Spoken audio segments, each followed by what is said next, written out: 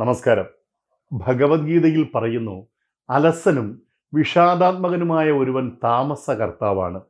അവന് ജീവിത വിജയം വളരെ അകലെയാണ്. അലസത മനുഷ്യ ജീവിതത്തിൻ്റെ ഏറ്റവും വലിയ ശാപങ്ങളിൽ ഒന്നാണ്. അലസന്മാർക്ക് യഥാസമയം കർത്തവ്യധർമ്മങ്ങൾ അനുഷ്ഠിക്കുവാനോ ജീവിതത്തിൽ ആശാവഹമായ പുരോഗതികൾ ഉണ്ടാക്കുവാനോ കഴിയില്ല. വിജയം ആഗ്രഹിക്കുന്ന ഏതൊരു വ്യക്തിയും വളരെയധികം പ്രാധാന്യം നൽകുന്ന ഒന്നാണ് സമയത്തെ ശരിയായ രീതിയിൽ വിനിയോഗിക്കുക എന്നത്. നമ്മുടെ ജീവിതത്തിൽ നിന്നും തികച്ചും ഉപയോഗിച്ചിട്ടില്ലാത്ത പുതുപുത്തനായ 24 മണിക്കൂറുകൾ നിറച്ചു വെച്ച സമ്പാദ്യ പെട്ടിയുമായാണ് നമ്മൾ ഉണരുന്നത്. നിധികളിൽ വെച്ച് ഏറ്റവും വിലപ്പെട്ട നിധിയാണ് ആ പെട്ടിക്കുള്ളിലുള്ളത്. അത് നമ്മുടേത് മാത്രമാണ്.